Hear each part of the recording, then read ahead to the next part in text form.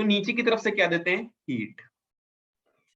ठीक है, यस अगर सर। इसमें वाटर है मान लो और नीचे से हीट दे रहे हैं, जब हीट देते हैं तो क्या होता है, नीचे वाले जो पार्टिकल्स हैं इनकी काइनेटिक एनर्जी इंक्रीज करती है और ये लगते हैं भागने, तो ये ऊपर की तरफ भागते हैं। ठीक है, जैसे जैसे काइनेटिक एनर्जी इंक्रीज करती है ये ऊपर भागते हैं। ठीक है, और फिर उसके बाद ये वाला जो ऊपर का लेयर है ये नीचे आता है, फिर ये भी गर्म होके ऊपर की तरफ जाता है। तो ऐसे कुल मिला के जैसे जैसे एनर्जी बढ़ रही होती है ये ऊपर की तरफ भाग रहे होते हैं, फ्री सरफेस की तरफ।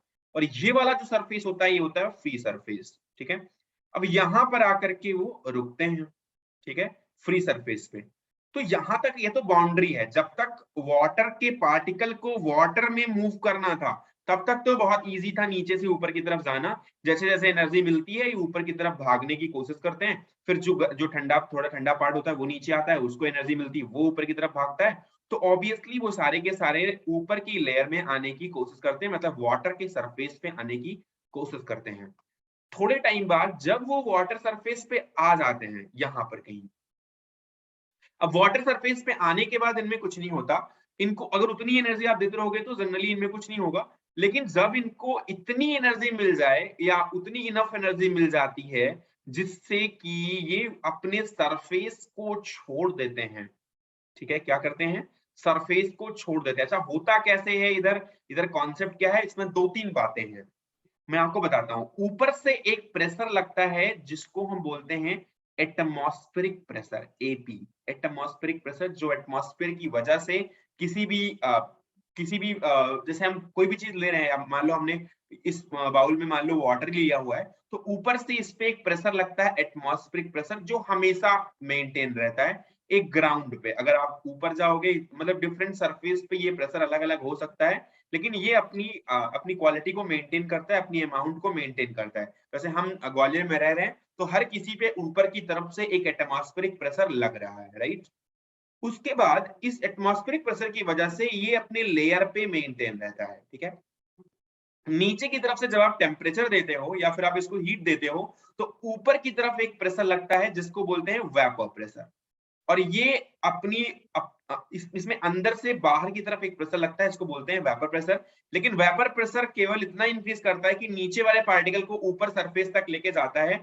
अब वेपर प्रेशर और एटमॉस्फेरिक प्रेशर कोलैप्स करते हैं। यहाँ पर जब तक लेयर के ऊपर ऐसे एज इट इज पार्टिकल मौजूद हैं उस कंडीशन तक ऊपर वाला प्रेशर यानी कि एटमॉस्फेरिक प्रेशर वेपर प्रेशर से ज्यादा होता है, मतलब ऊपर वाला प्रेशर ज्यादा होता है और ये वाला प्रेशर नहीं लग पाता उतना, जिसकी वजह से ये अपनी सरफेस को नहीं छोड़ पाता पार्टिकल। लेकिन जब टेम्परेचर को राइज करते जाते हैं तो एक पॉइंट ऐसा आता है जब वेपर प्रेशर की वैल्यू एटमॉस्फेरिक प्रेशर से ज्यादा हो जाती है और यही वो बॉइलिंग पॉइंट है। जैसे वाटर की कंडीशन में 100 डिग्री सेंटीग्रेड के आसपास ये क्या करता है, वेपर प्रेशर इतना हो जाता है कि ऊपर वाले एटमॉस्फेरिक प्रेशर से ज्यादा हो जाता है। और जैसे ही वेपर प्रेशर की वैल्यू एटमॉस्फेरिक प्रेशर से ज्यादा हो जाती है ये पार्टिकल सरफेस को छोड़कर ऊपर की तरफ जाने लगते हैं और इस प्रोसेस को बोलते हैं क्या, इस ये बॉइलिंग भी कहते हैं। और जनरली ये जो प्रोसेस होता है अगर ये प्रोसेस बॉइलिंग पॉइंट से कम के टेम्परेचर पे, अब होता क्या है आपको बताता हूँ इवेपोरेशन में क्या हो रहा है। एक्चुअली होता सेम ही चीज है, बॉइलिंग पॉइंट और इवेपोरेशन में यहाँ पर डिफरेंस है। आप किसी भी पार्टिकुलर सब्सटेंस का लाइक वाटर का बॉइलिंग पॉइंट फिक्स है जो कि 100 डिग्री सेंटीग्रेड है, तो 100 डिग्री सेंटीग्रेड पर ही इवेपोरेशन नहीं होगा। चुप रहो। क्या हुआ भाई साहब, कोई दिक्कत? No sir.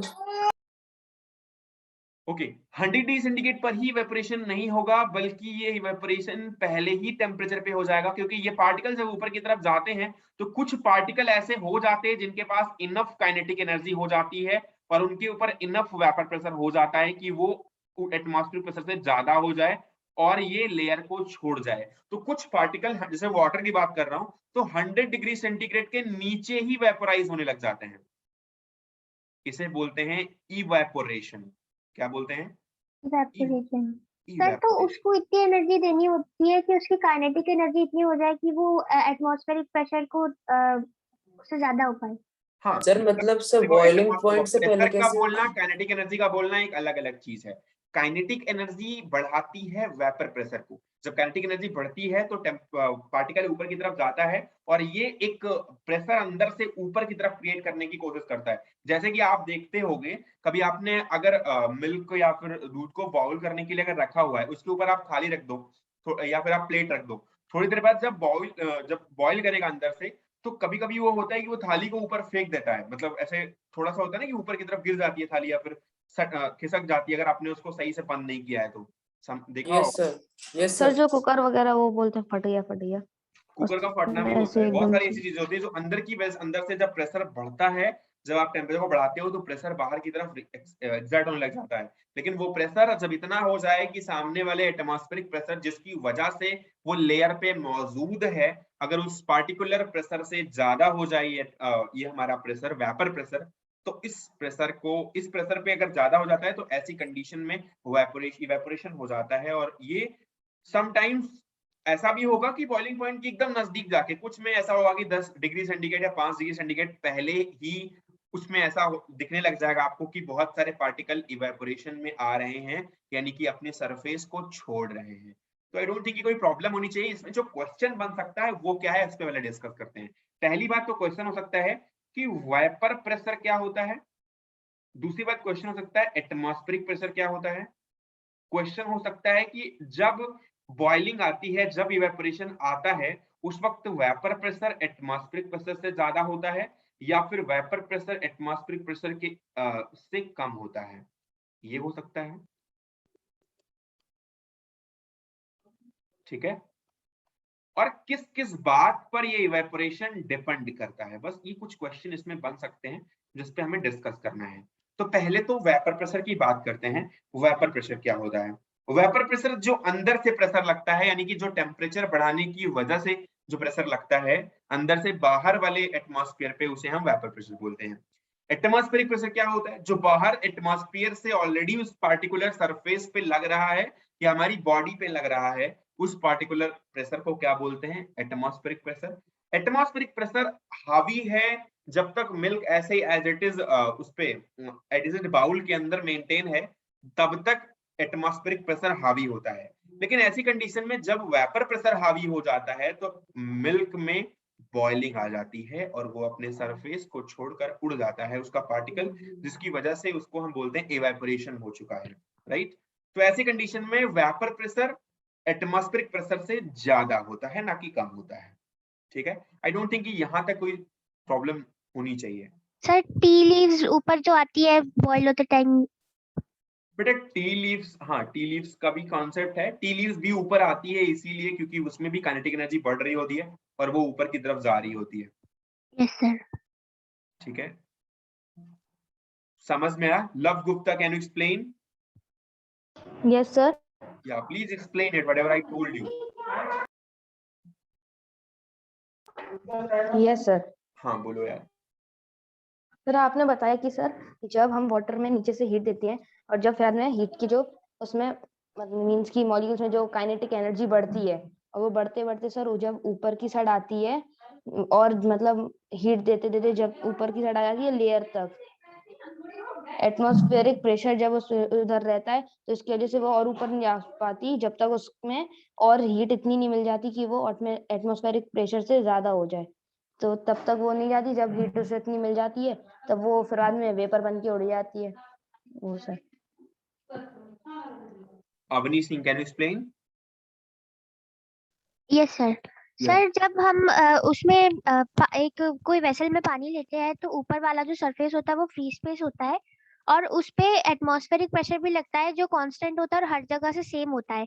और जब हम इसको वेसल को हीट करते हैं सर तो उसमें हम उसकी काइनेटिक एनर्जी बढ़ती है और उसके बाद फिर उसमें हमारा जो वेपर वेपर की जो एनर्जी होती है, सॉरी वेपर प्रेशर होता है, वो भी बढ़ता है। और सर एक टाइम बॉइलिंग पॉइंट से आने से पहले, उसके फ्री स्पेस को छोड़ने से पहले कुछ जो मॉलिक्यूल्स होते हैं वो वेपराइज हो जाते हैं और फिर उसको हम लोग इवेपोरेशन बोलते हैं। हाँ मतलब ऐसा नहीं कि पूरा पूरा सरफेस एक साथ वेपराइज होगा, ऐसा नहीं है कि 100 डिग्री सेंटीग्रेड तक रुके रहे और नो सर, एकाएक धीरे 100 डिग्री सेंटीग्रेड आया और पूरा पूरा पानी उड़ गया, ऐसा नहीं होता है। बल्कि जैसे आप हाँ, गर्म करते हो तो वो पहले ही उड़ना स्टार्ट कर देता है, जो मतलब पहले हीट हुए थे। हाँ, सर वो मतलब नीचे कुछ से हीट पार्टिकल होता ऐसे होते हैं जिनको एनर्जी मिल जाती है, कुछ को धीरे धीरे मिलती है, तो वो डिपेंड करता है। अब लाइन में खड़े हैं तो ऑब्वियसली टाइम के साथ मिलेगा, कुछ को पहले मिल गया, कुछ को बाद में मिल गया, राइट। है। Yes sir. जब VP AP से ज्यादा हो जाता है। हाँ, तो वेपर प्रेशर ज्यादा हो जाता है और वो उड़ जाता है। अच्छा, कुछ मैं बातें इसमें कुछ क्वेश्चंस करता हूँ। पहला क्वेश्चन तो ये है कि चलो मैं बात करता हूँ पहले कि ये डिपेंड किस किस बात पे करता है। यहाँ तक समझ में आ गया ना, कोई दिक्कत तो नहीं? Hello, no sir. Sir sir एक डाउट है हाँ जी बताइए। सर। इवेपोरेशन में हीट अपन मतलब मैनुअली नहीं देते ना, वो एनवायरनमेंट से मिलती है ना बस। किसमें, वेपर प्रेशर में? सर इवेपोरेशन में नहीं नहीं, मतलब इवेपोरेशन प्रोसेस यार एनवायरनमेंट से मिलती है, वो तुमने एक प्रोसेस पढ़ा होगा जब, जो सॉल्ट वगैरह का प्रोसेस बता रहे हो, वो तो एक ठीक है, एक तरीके का एग्जांपल है। वेपर प्रेशर तो कहीं भी हो सकता है, अब या फिर इवेपोरेशन तो कहीं भी हो सकता है जहां पर हम टेम्परेचर दे रहे हैं, और जिस भी सब्सटेंस को हम इवेपोरेट करना चाहते हैं वहां पर इवेपोरेशन हो सकता है। अगर यार सॉल्ट को, अगर समुद्र या जो समुद्र के अंदर आपने सॉल्ट देखा होगा, या फिर आप जानते हो कि उस प्रोसेस को आपको पता है कि नहीं वो बात, सी वाटर से कैसे सॉल्ट स्टार्ट करते हैं? यस सर, पता है। Yes sir sir. उसको बड़े से Yes, एरिया sir, में रख पता देते है। तो water Yes, sir, evaporate yes, नहीं आता पता Yes, तो sir, नेक्स्ट चैप्टर में वो आने वाला है, वो भी देख लेंगे। हाँ, इवेपोरेट जो हो जाता है। क्या बोल रहे हो? तो वाटर इवेपोरेट हो जाता है ठीक ना है, तो जो जब जो फिल्म। पार्ट है, जो पहले हमने सीखा हुआ है, वो तो चलो ठीक है, वो एटमॉस्फेयर से प्रेशर, एटमॉस्फेयर से उसको मिला प्रॉपर तरीके से हीट, तो ठीक है कोई बात नहीं। एटमॉस्फेयर से नहीं मिला तो हमने एक्सटर्नल हीट दी है, कोई दिक्कत नहीं, हमने दी है हीट, चाहे वो कैटल में आपने इलेक्ट्रिकल एनर्जी दी है, चाहे घर के गैस में आपने थर्मल एनर्जी दी है उसको, या फिर आप कैसे भी दे सकते हो, उसमें कोई प्रॉब्लम नहीं है, एनर्जी देनी है बस, एनर्जी मिलेगी तो सरफेस छोड़ेगा वो। सर। तो फिर अगर उसका टेम्परेचर 100 डिग्री पहुंच गया तो फिर उसे बॉइलिंग करने लगेंगे सर अपन? नहीं, 100 डिग्री सेंटीग्रेड तो एक स्टैंडर्ड बॉइलिंग पॉइंट है, और जो टेम्परेचर होता है वो जब पहुंचने लगता है अराउंड बॉइलिंग पॉइंट, तभी उसमें आने लग जाती है मतलब इवेपोरेशन, कुछ पार्टिकल पहले ही उसके इवेपोरेट होने लग जाते हैं, मतलब अच्छा टेम्परेचर ओके रीच करने के पहले। ठीक है, तो मैं क्वेश्चन यस कुछ सर। पूछता हूँ। पहले बात तो ये है, जो इम्पोर्टेंट क्वेश्चन है,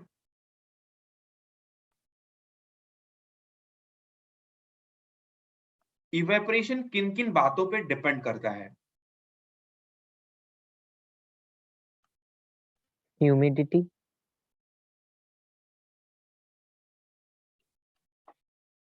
तो पहली बात, पहला क्वेश्चन है कि टेम्परेचर बढ़ाने पे इवेपोरेशन ज्यादा होगा या कम होगा? ज्यादा ज्यादा होगा। होगा। ज्यादा। टेम्परेचर बढ़ेगा तो इवेपोरेशन ज्यादा होगा। बढ़ेगा। बढ़ेगा। दूसरा, अगर हमारा जो सरफेस है, ये अगर बाउल जो है हमारा लिया गया था यहाँ पर, ये वाला अगर थोड़ा सा बड़ा हो, यानी कि सरफेस एरिया इसका ज्यादा हो, तो एक बात बताओ, अगर सरफेस एरिया ज्यादा होगा तो इवेपोरेशन ज्यादा होगा या कम होगा? ज्यादा ज्यादा होगा। होगा। ज्यादा होगा। अगर सरफेस एरिया ज्यादा ज्यादा होगा सर। होगा तो ज्यादा पार्ट ऐसा होगा जो सीधे एटमॉस्फेयर के कांटेक्ट में होगा, अगर ज्यादा पार्ट होगा तो ज्यादा पार्टिकल के ऊपर जाने के चांसेस हैं। ठीक है, इसका मतलब सरफेस एरिया बढ़ेगा तब भी इसका इवेपोरेशन बढ़ेगा। ठीक है, कोई दिक्कत यहां तक? No sir. No sir. तीसरा, अगर ह्यूमिडिटी ज्यादा है उस पार्टिकुलर कंडीशन में, तब क्या होगा? इवेपोरेशन कम हो जाएगा। Sir rate of evaporation come evaporation होगा क्योंकि वेपोराइजेशन होना इजी नहीं रहेगा। जैसे वेपर होगा वैसे तुरंत उसको, ह्यूमिडिटी कंडीशन ज्यादा है तो वो तुरंत उसको लिक्विड में कन्वर्ट करने की या कंडेंस करने की कैपेसिटी रखेगा। इस वजह से जब ह्यूमिडिटी ज्यादा होगी तो वेपोरेशन वहां पर कम हो पाएगा, बहुत देर से इवेपोरेशन होगा। अगर ड्राई ज्यादा, जगह ड्राई ज्यादा है एटमॉस्फेरिक कंडीशन, तो ऐसी कंडीशन में वो ज्यादा इवेपोरेशन को शो करेगा। अच्छा, एक और है, अगर मैं पूछूं कि विंड स्पीड, अगर हवा की जो गति है वो, अगर मैं मैटर करूं या देखूं, तो विंड स्पीड अगर ज्यादा होगी तो इवेपोरेशन ज्यादा होगा, रेट ऑफ ज्यादा होगा। ज्यादा सर होगा। ज्यादा होगा। इंक्रीज हो जाएगा। को आप रेट ऑफ इवेपोरेशन लिख लेना। तो रेट ऑफ इवेपोरेशन क्यों ज्यादा होगा, कोई बताएगा? समय। यस। सर क्योंकि जो विंड है वो एटमॉस्फेयर में जो वेपर पार्टिकल्स है उन्हें मतलब बहा के ले जाएगी, तो जो सराउंडिंग्स है तो वो क्लियर हो जाएंगी, तो मतलब वो और ज्यादा वेपर को कंटेन कर सकेगी, तो इवेपोरेशन और ज्यादा। कोई दिक्कत किसी को? जैसे सर जो ह्यूमिडिटी वाला आपने बताया था रीजन, उसी का ऑपोजिट हो जाएगा। यस यस, बिल्कुल बिल्कुल। सर हाँ सर इवेपोरेशन और बॉइलिंग में सर क्या डिफरेंस होगा? मैं बता रहा हूँ, जस्ट उसी पे जा रहा हूँ, ठीक है। यहाँ तक कोई दिक्कत है? No sir. आगे बढ़ो, फिर लिख लिया इसको। Yes sir. Yes sir. अब इवेपोरेशन आया तो हम एक बार बात कर लेते हैं कि इवेपोरेशन और बॉइलिंग में क्या डिफरेंस है।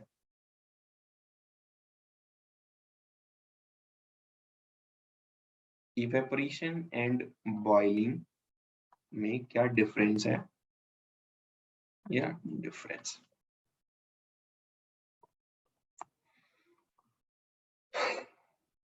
लिखो एक साइड में इवेपोरेशन और दूसरी साइड में बॉइलिंग।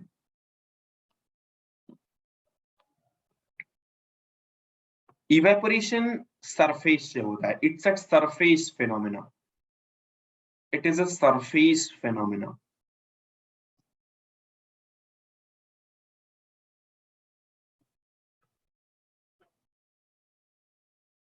और जो बॉइलिंग है वो it is a bulk phenomena.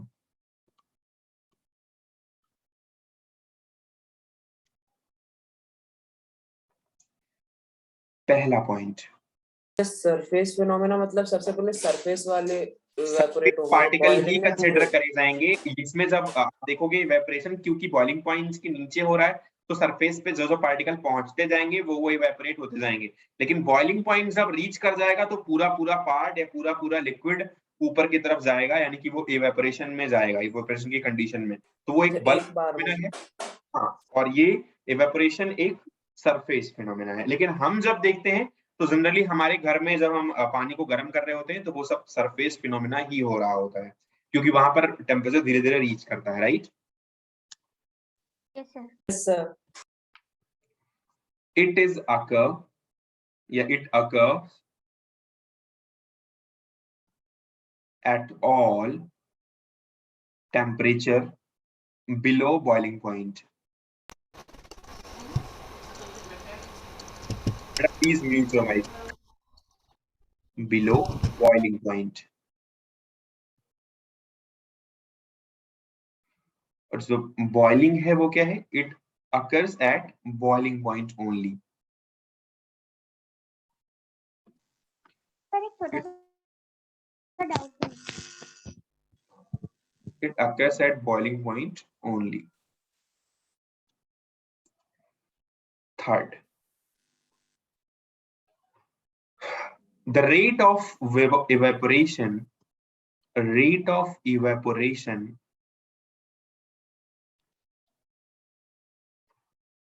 depends upon the surface area,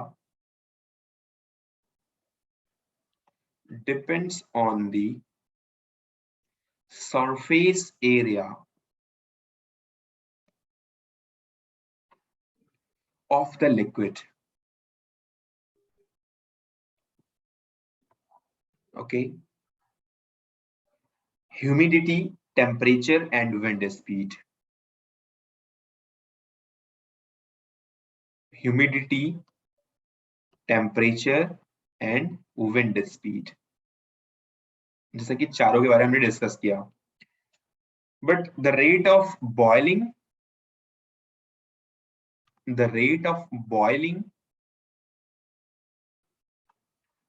does not depend on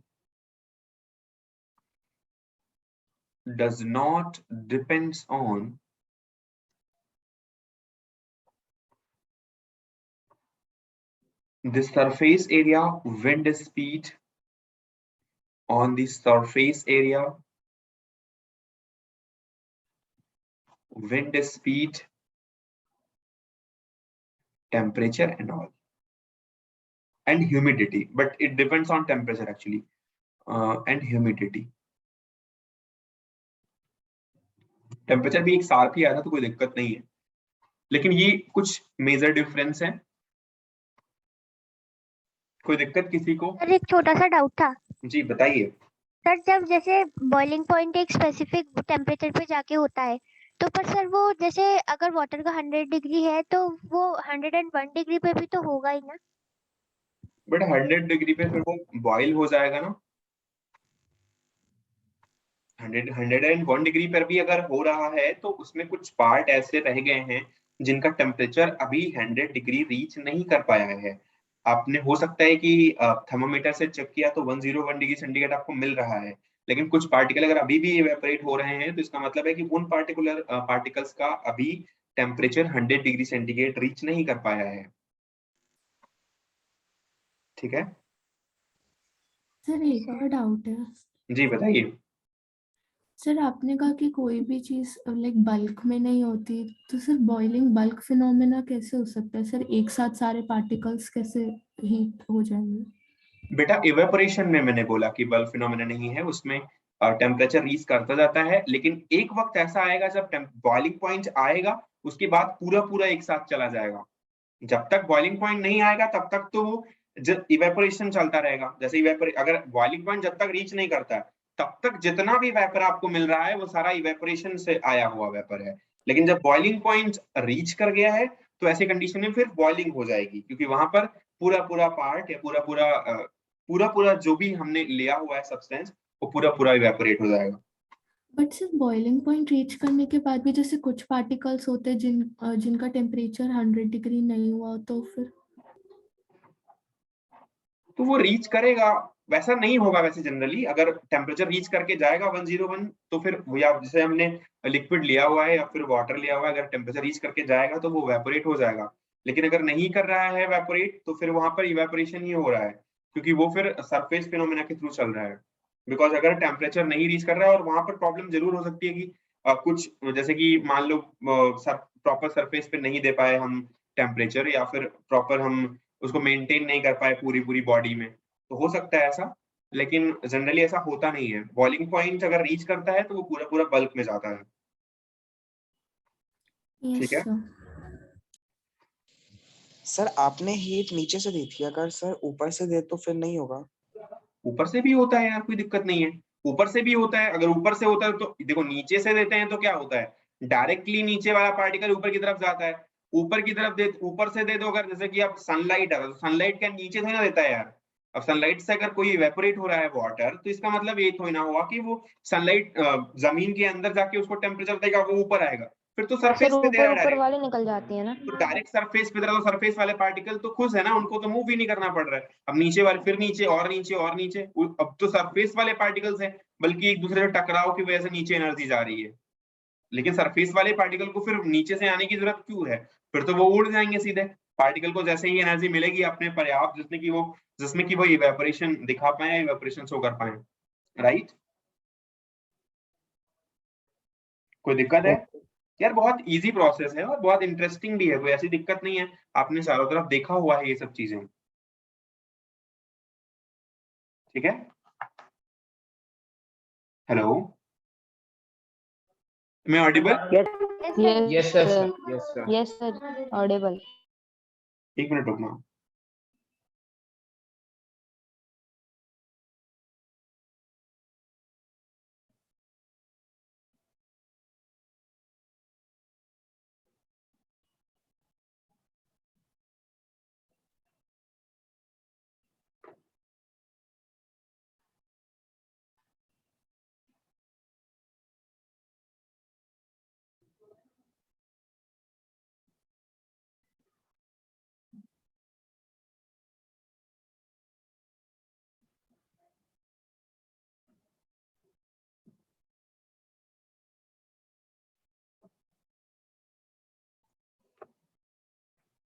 हाँ ठीक है, कर दो। ठीक है, तो एक और प्रोसेस है इवेपोरेशन की वजह से क्या हो सकता है। इवेपोरेशन अगर आपको कभी पूछा जाए, इवेपोरेशन कॉजेस कूलिंग। एक बात बताओ, अगर कहीं भी इवेपोरेशन हो रहा है, मान लो कहीं भी मान लो सरफेस पे लिक्विड है, ठीक है, अगर वो आप देखोगे कि वहां पर थोड़ा बहुत इवेपोरेशन हो रहा है, तो इवेपोरेशन की कंडीशन में वो क्या करेगा, बगल वाले पार्टिकल से एनर्जी लेगा, क्योंकि उसके साथ जो आएगा उससे एनर्जी लेगा थोड़ा बहुत, और जब एनर्जी लेके वो उड़ेगा तो चारों तरफ की सराउंडिंग से एनर्जी अगर वो ले रहा है, तो ऐसी कंडीशन में क्या करेगा, क्या करेगा? एनर्जी लूज कर देगा। एनर्जी लेगा। अरे यार, अगर कोई सरफेस पे जाने के बाद अगर खुद को इवेपोरेशन में लेके जाना चाहता है या इवेपोरेट करना चाहता है या वेपर बनना चाहता है, तो ऐसी कंडीशन में वो अपनी सराउंडिंग को ठंडा करने की कोशिश करेगा, राइट? Yes sir. समझ में आई बात? Yes sir. Yes sir. Okay, तो ये हो गया आपका जो मैटर का फर्स्ट पार्ट है। आई डोंट थिंक कि कोई प्रॉब्लम इसमें आनी चाहिए। बाकी एनटीएससी के क्वेश्चन बहुत इजी आते हैं अगर आप इसके देखोगे तो मैटर के अंदर। लाइक मैं कुछ क्वेश्चन अगर दिखाना चाहूँ आपको तो 2-4 क्वेश्चन में करवा देता हूँ। जैसे कि है, हाँ बोलो सर। ये इवेपोरेशन कॉजेस कूलिंग समझ में नहीं आया। अच्छा, समझ में नहीं आया? एक मिनट, यस सर। मैं एक एग्जांपल देता हूँ।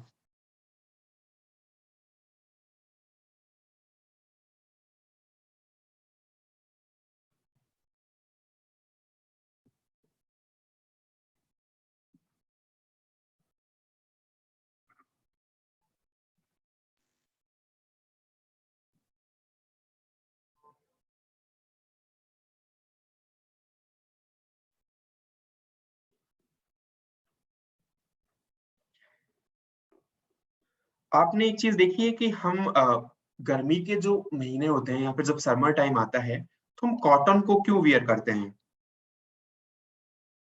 सर क्योंकि वो स्वेट को एब्जॉर्ब करता है और फिर स्वेट बाद में इवेपोरेट हो जाती है, तो फिर उसकी वजह से अपनी बॉडी कूल हो जाती है।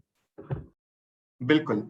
तो वो क्या करता है, हमारी स्वेट को सबसे पहले एब्जॉर्ब करता है। स्वेट को एब्जॉर्ब करने के बाद जब स्वेट इसी तरह से डायरेक्टली जब कांटेक्ट में आती है सनलाइट के या फिर एनर्जी के, तो वो क्या करती है, इवेपोरेट करती है। खुद को इवेपोरेट करते टाइम वो सराउंडिंग को ठंडा कर देती है, बिकॉज अपने आप को इवेपोरेट करने के चक्कर में वो थोड़ी बहुत एनर्जी अगल बगल से भी लेगी। अगर अगल बगल से लेगी और हमारी बॉडी से थोड़ी बहुत एनर्जी अगर वो एब्जॉर्ब कर रही होगी खुद को वेपर कंडीशन में लेके जाने के लिए, तो इसका मतलब है कि वो सामने हमारी बॉडी को ठंडा कर रही होगी, यानी कि कूलिंग दे रही होगी, राइट?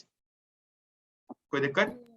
No sir. ये उसका कॉन्सेप्ट है। उसी तरह से मैं आपको बताना चाहता हूँ कि अगर मान लो कहीं भी इवेपोरेशन हो रहा है, तो इवेपोरेशन का मतलब है अगर इवेपोरेशन हो रहा है तो उस पार्टिकल में एनर्जी आई होगी कहीं से, तभी वो जाके इवेपोरेट कर रहा है। अगर आई होगी तो कुछ तो चलो आपने नीचे से हीट दी होगी, दूसरी बात आपने हीट दी है तो अगल बगल इसके चारों तरफ का जो सराउंडिंग है, या नीचे से हीट नहीं दिया, मान लो आपने ऊपर से ही देखा है कि यहाँ पर सनलाइट आई है, तो इसके आसपास का जो सराउंडिंग होगा, जिस पार्टिकल से जिस सरफेस से वो उड़ रहा है, इवेपोरेशन हो रहा है, उसके आसपास का सराउंडिंग वो ठंडा करने की कोशिश करेगा, बिकॉज वो वहां से एनर्जी को एब्जॉर्ब करेगा। एब्जॉर्ब करके ही अपने आप को इवेपोरेशन की कंडीशन में लेके जाएगा। तो हम कुछ क्वेश्चन करते हैं एनटीएससी के जो इस टॉपिक से पूछे गए हैं पहले। तो क्वेश्चन नंबर 1 है, सो आई एक्सपेक्ट कि आप लोगों को समझ में आया होगा। बॉइलिंग पॉइंट ऑफ वाटर, ये तो एटलीस्ट सबको पता होगा। 100 डिग्री सेंटीग्रेड। नहीं, अगर ये केल्विन में लिखा गया है तो 373 केल्विन। 370। कोई दिक्कत तो नहीं होगी ना? No sir. तो 373 केल्विन। एक है क्वेश्चन है आया हुआ ये भी पहले, बाई विच प्रॉपर्टी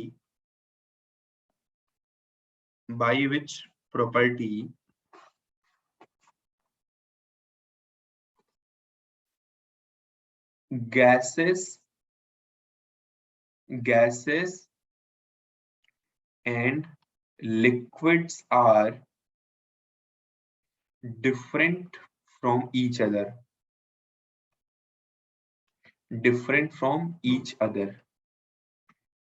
क्वेश्चन है, इसका जो ऑप्शन है वो है वॉल्यूम, बी मास, सी कंडक्टिविटी और डी है फ्लूइडिटी। वॉल्यूम। वॉल्यूम। हाँ, वॉल्यूम। वॉल्यूम।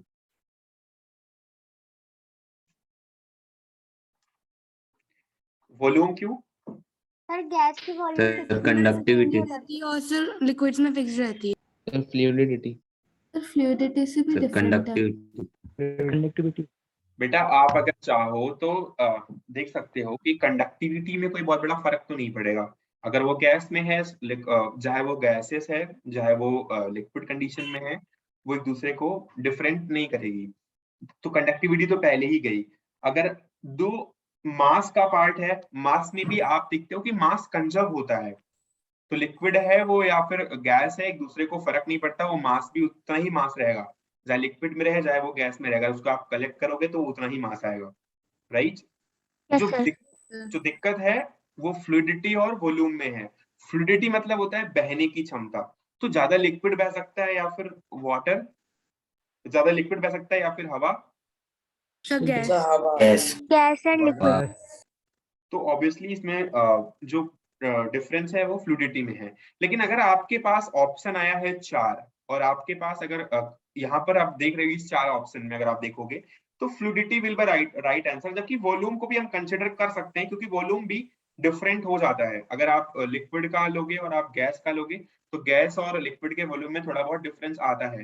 लेकिन आप कह सकते हो कि अगर आप कंटेनर को नहीं, मान लो एक तरीके से सेम कंटेनर में आप ले रहे हो और उसी कंटेनर के अंदर आप अगर लिक्विड ले रहे हो, उसी में अगर आप उसको इवेपोरेट करने की कोशिश कर रहे हो वॉल्यूम को टेम्परेचर दे करके, तो आप ऑब्वियसली वो वेपर में थोड़ा बहुत कन्वर्ट होगा, लेकिन फिर भी वो जरूरी नहीं कि अपने वॉल्यूम को इंक्रीज करे। ठीक है, तो हाँ बोलो। सर फ्लूइडिटी तो सिमिलैरिटी हो गई ना, वो डिफरेंस नहीं हुआ। फ्लूइडिटी सर फ्लूइडिटी तो सिमिलैरिटी हो गई ना कि वो दोनों फ्लूइड्स है, पर हमें तो डिफरेंस बताना था।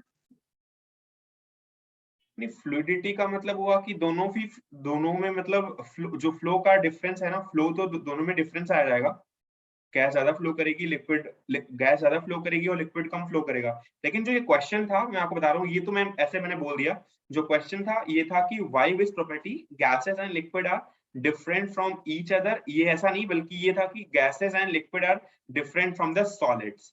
तो अगर सॉलिड्स के साथ डिफरेंस देखोगे तब ऐसे कंडीशन में इसका कौन सा ऑप्शन सही होगा? Fluidity. Volume volume sir volume and fluidity sir volume हो होगा। सकते हैं। फ्लूइडिटी होता है इस वाले में। फ्लूइडिटी क्या होगा? फ्लूइडिटी। तो वॉल्यूम में क्यों फर्क नहीं पड़ेगा? सॉलिड बह नहीं सकता। Yes sir. हाँ सर सॉलिड सर वॉल्यूम पे भी पड़ सकता है। सर क्या वॉल्यूम अरे बहने का मतलब नहीं होता यार। जो वॉल्यूम है वो वॉल्यूम क्या बहने से पता करोगे? तो फ्लूइडिटी का अलग ही मैटर हो गया ना। वॉल्यूम तो वॉल्यूम ही होता है, सॉलिड का अलग वॉल्यूम, लिक्विड का अलग वॉल्यूम और सर गैस ए का अलग एंड वॉल्यूम। D both. मतलब एक कंटेनर में उन्हें कैप्ट किया जाए तो वॉल्यूम तो फिर सबकी सेम होगी ना। हाँ, अगर एक कंटेनर एक्सेप्ट करा जाए तो ऐसे कंडीशन में वॉल्यूम तो सबका सेम होगा, लेकिन फ्लूइडिटी का जो होता है वो अंतर होता है। अगर एक ही ऑप्शन है तो आप फ्लूइडिटी लगाओगे कि by which property gases and liquid are different from solids, right. Sir लेकिन वॉल्यूम भी तो सर, जब उसमें पार्टिकल्स अगर हम फ्रीज कर दें आइस जैसे है तो उसमें से पार्टिकल्स पास पास में आ जाती है ना। किसमें? एंड सर गैस में सर दूर दूर भागते भाई हैं, मैंने भी तो तो सेम सर ही उसमें बोला ना वॉल्यूम का कि आ फर्क तो तो जाते हैं। अगर एक ही पड़ेगा ना। कंटेनर में हम लेके चल रहे हैं और स्पेस नहीं दे रहे हैं तो ऐसी कंडीशन में वॉल्यूम को कंजर्व मान सकते हैं। लेकिन फिर भी हम बोल रहे हैं कि ए और डी दोनों ऑप्शन सही है, राइट।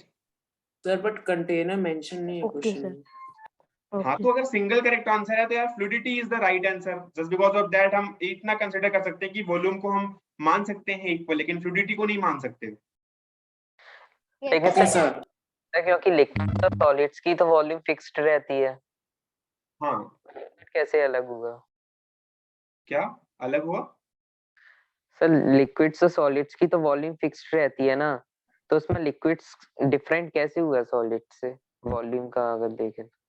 बेटा लिक्विड और सॉलिड का वॉल्यूम मतलब कि अगर सेम मास आपने लिया है ऐसी कंडीशन में डेंसिटी डिफरेंस होने की वजह से ही तो आ सकता है ना वॉल्यूम में डिफरेंस। यस फिर यस सर आगे। ओके, सर वॉल्यूम की जगह डेंसिटी होता तो वो ज्यादा करेक्ट होता ना। वॉल्यूम की जगह डेंसिटी बिल्कुल।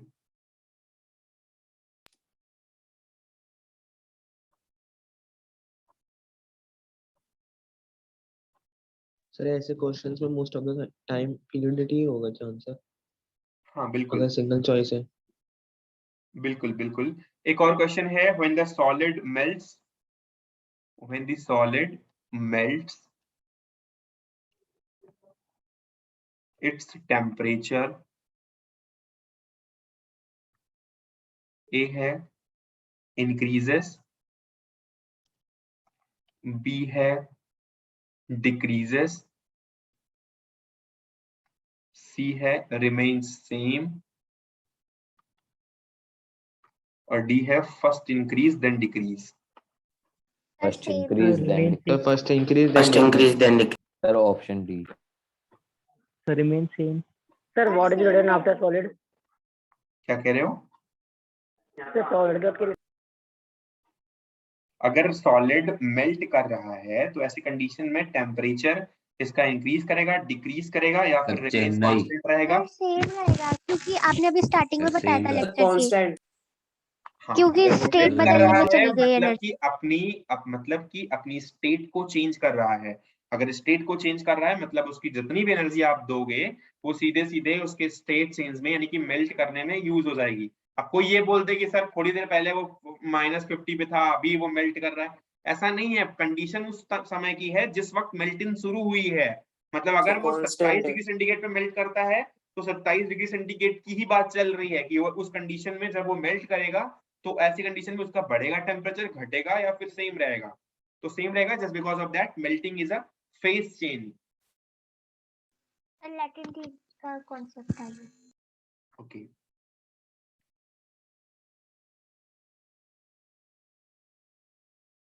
और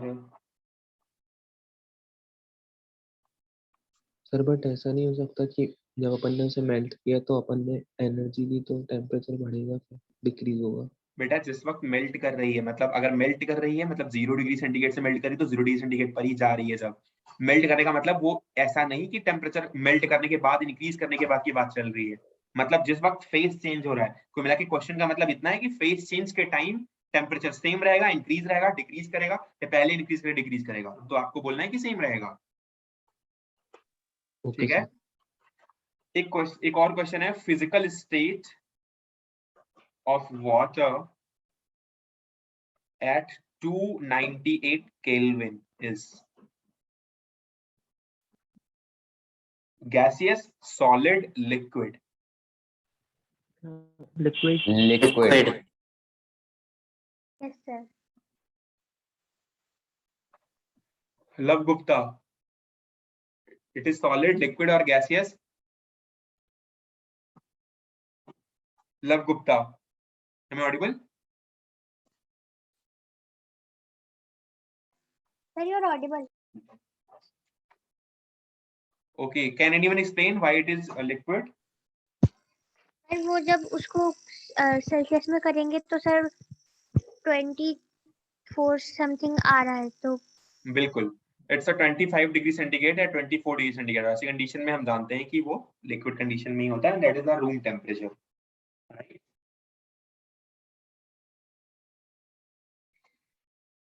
ओके, एक और क्वेश्चन है, this substance showing sublimation property. तुम लोग हो या चले गए यार? सर है sir. Substance showing video on कर लो यार। सब्लिमेशन प्रॉपर्टी, सर वो माइंड भैया वीडियो यार, ऑडियो नहीं कर रहा हूँ ऑन करने के लिए यार।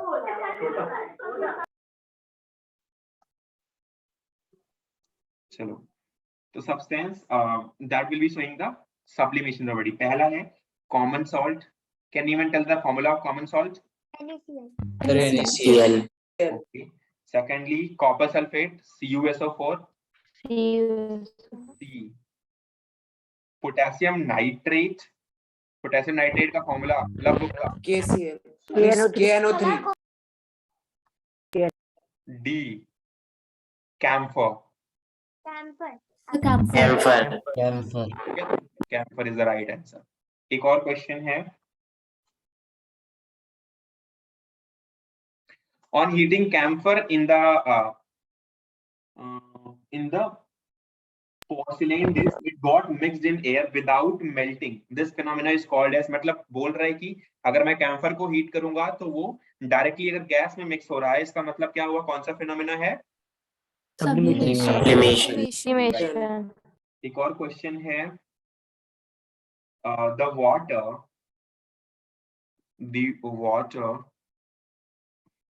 kept in an earthen pot, यानी कि मटका, चलो मटका ही लिख लो, मटका becomes cool during summer by which process?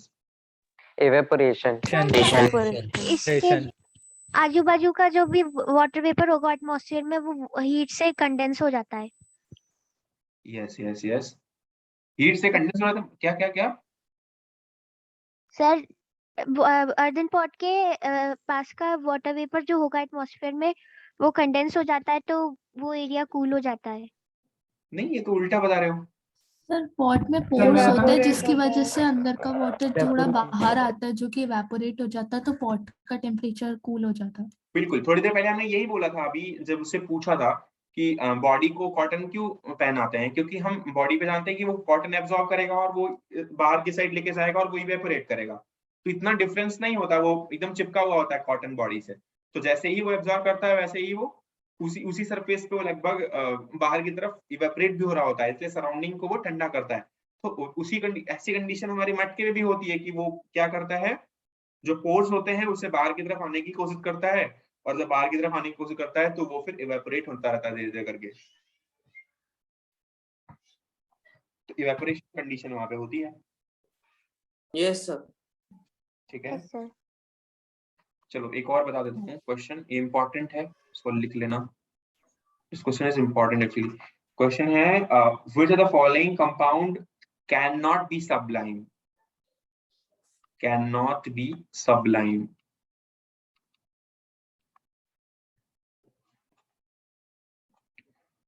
NTSC में आया हुआ है, दिल्ली में 19 या 20 में आया हुआ शायद। ऑप्शन नंबर ए है NaCl कॉमन सॉल्ट, बी है, नहीं हाँ ठीक है, NaCl कॉमन सॉल्ट, सेकंड है NH4Cl अमोनियम क्लोराइड, सी है कैम्फर, डी है एंथ्रासीन। Sir NaCl।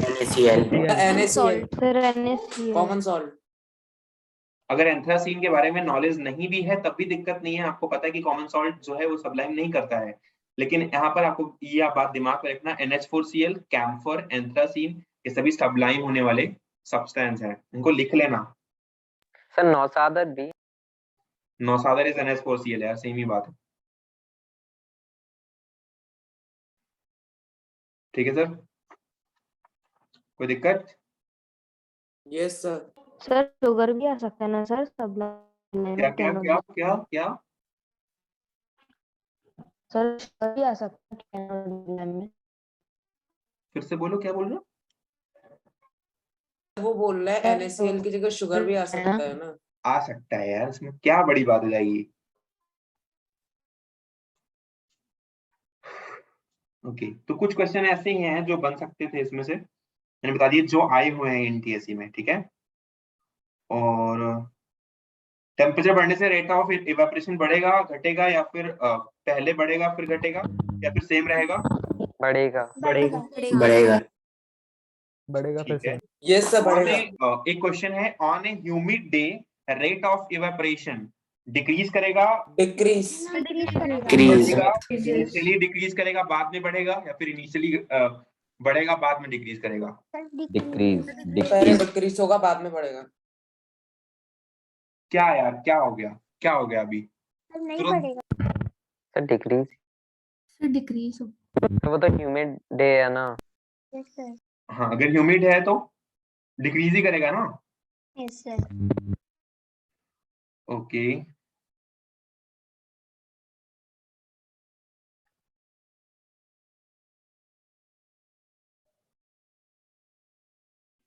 और कोई क्वेश्चन है नहीं वैसे।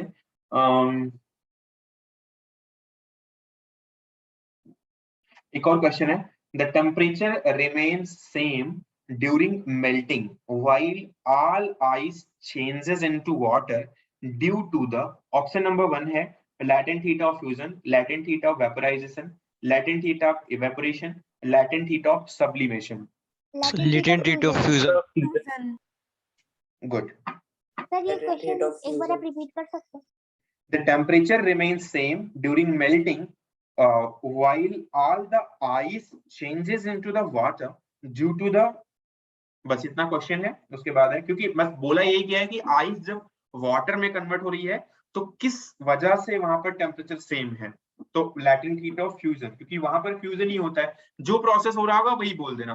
अब अगर वेपोराइजेशन हो रहा होगा तो वो latent heat of vaporisation, right.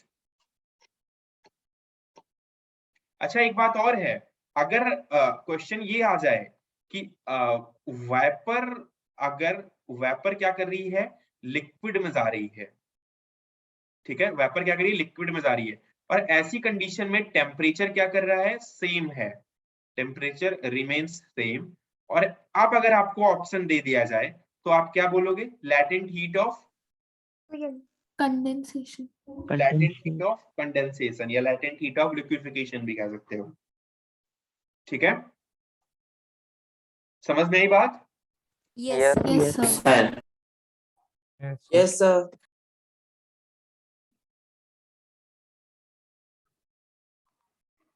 और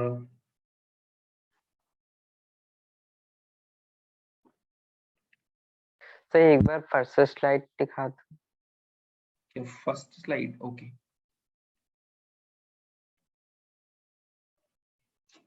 तो ये कुछ क्वेश्चंस रहे इस पार्ट के। अब हम चलते हैं इस matter around us pure second number chapter में, मैटर में, ठीक है। इसमें हम बहुत सारे प्रोसेसेस पढ़ने वाले हैं, बहुत चीजें करने वाले हैं।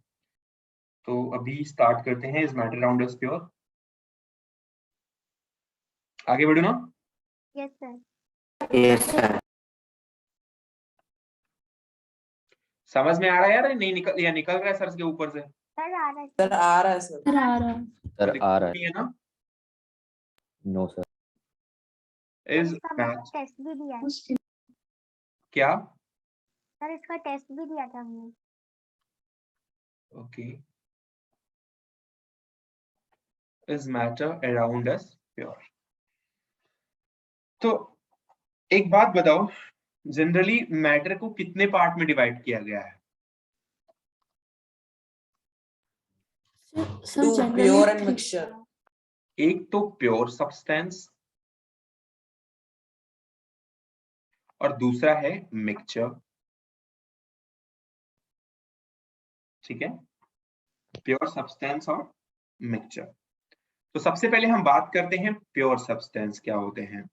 मिक्सचर तो बहुत बड़े बड़े देखे हैं, लेकिन केमिस्ट्री मिक्सचर से ही रिलेट करती है। आप जब जब केमिस्ट्री की बात करते हो, आप देखते हो कि चाहे वो कोई भी चीज मिल रही हो, एक दूसरे से रिएक्शन हो रही हो, यहाँ वहां जगह जगह आपको मिक्सचर दिखाई पड़ेगा।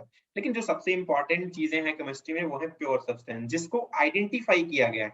अगर कोई नाम है नमक का तो NaCl एक नमक है, तो वो एक तरीके का क्या है, प्योर सब्सटेंस है ना। मिक्सचर।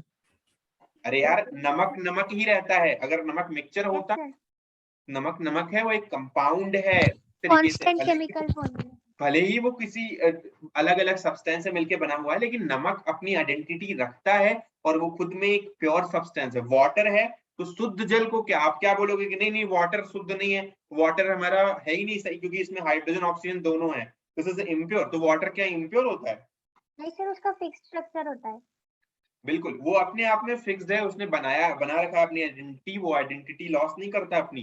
तो वाटर वाटर ही है, वो हमेशा प्योर रहता है, और हाइड्रोजन के वजह से वो बन चुका है। तो इसीलिए, और नहीं तो फिर चाहे वो वाटर गैस, चाहे वो वाटर हो समुद्र का हो, चाहे वो लेक का हो, चाहे कहीं का भी वाटर हो, हर वाटर का फॉर्मूला H2O ही होता है। वो वाटर वाटर है, तभी इसका मतलब ये नहीं कि हाइड्रोजन ऑक्सीजन से मिलकर बनाया तो वो इम्प्योर हो गया, that will also be pure, right. तो प्योर सब्सटेंस के बारे में पढ़ना सबसे इंपॉर्टेंट है, क्योंकि हम पहले तो ये देखें कि प्योर कौन कौन से होते हैं। तो प्योर सब्सटेंस पहले तो लिखना कि क्या होता है।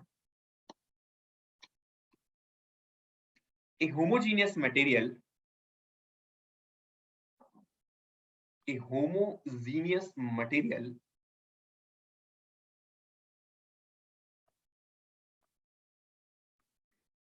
which contains particle of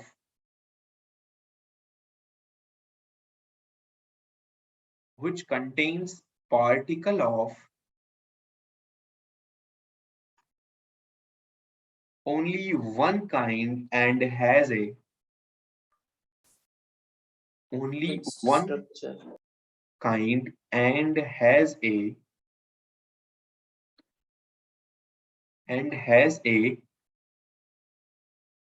definite set of properties is called a pure substance.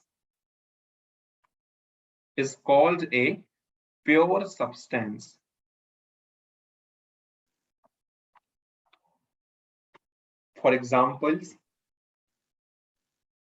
Example के तौर पे अगर हम देखें, तुम लोग लिख रहे हो ना यार?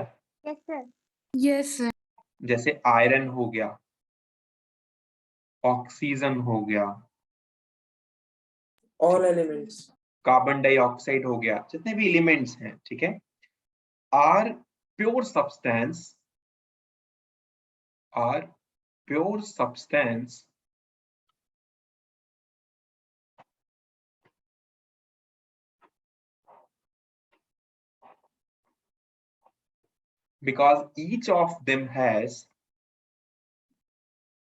because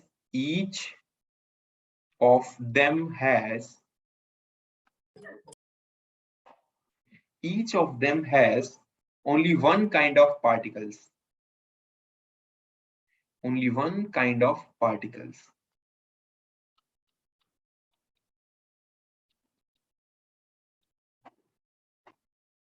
Okay,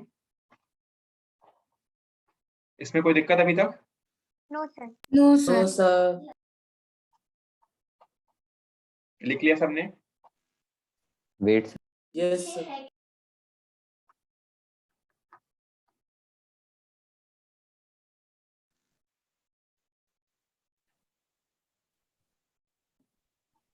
yes sir done.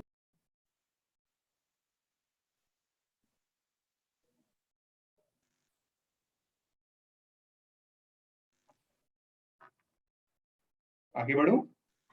Yes sir. Yes sir. Yes, sir.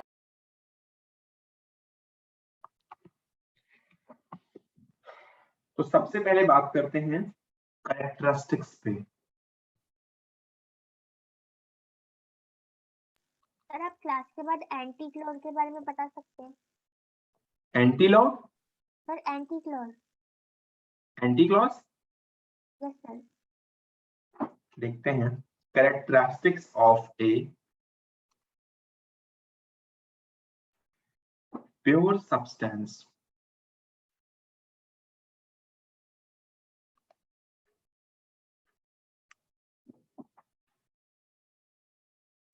तो जो कैरेक्टरिस्टिक्स हैं पहले तो वो लिख लो। Pure substance are homogeneous in nature, पहली बात। अच्छा, होमोजीनियस जानते हो या नहीं? यस सर जानते हैं। Yes yes sir. Sir. Yes, sir. Homogeneous in nature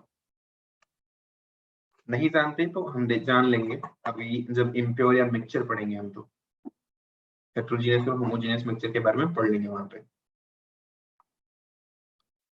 pure substance के पास क्या होती है? Definite set of properties,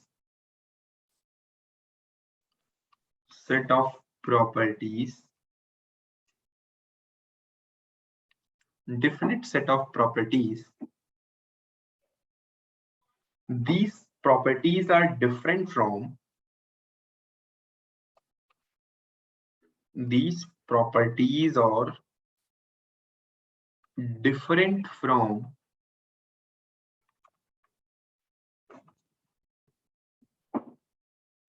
the properties of other substances.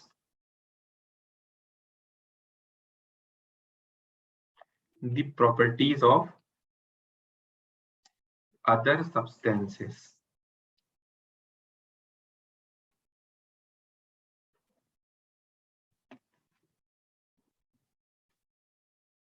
Okay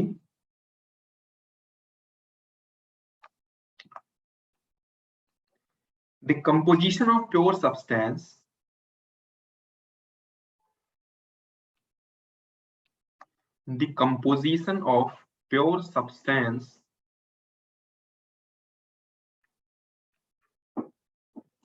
cannot be altered by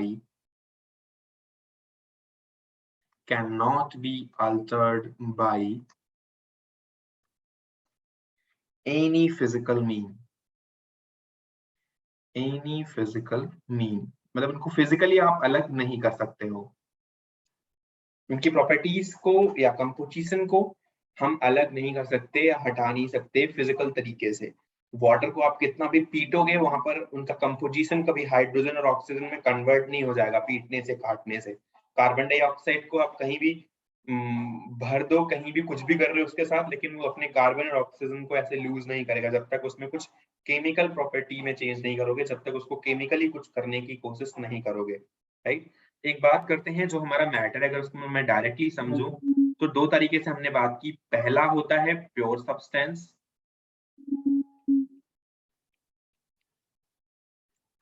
दूसरा होता है मिक्सचर। प्योर सब्सटेंस में केवल एक टाइप का पार्टिकल हो। प्योर सब्सटेंस के अंदर दो चीजें पढ़ेंगे, एलिमेंट्स एंड कंपाउंड। एलिमेंट होगा और दूसरा हमारा क्या आएगा, कंपाउंड। ऑलरेडी आप लोगों ने पढ़ा होगा ये सब चीजें, लेकिन अपन एलॉय भी आ जाएगा ना मिक्सचर के अंदर? क्या बेटा? सर एलॉय भी प्योर में आ जाएंगी। हाँ वो सब डिस्कस करेंगे। मिक्सचर के अंदर एक होगा हमारा होमोजेनियस एंड हेटेरोजेनियस और दूसरा होगा हेटेरोजेनियस।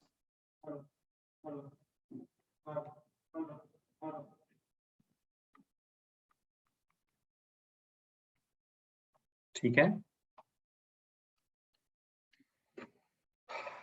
चलो फिर नेक्स्ट क्लास में अपन कर लेंगे इसको, ठीक है। Okay sir. वो एंटी क्लोर बता दीजिए बेटा मुझे व्हाट्सएप कर देना।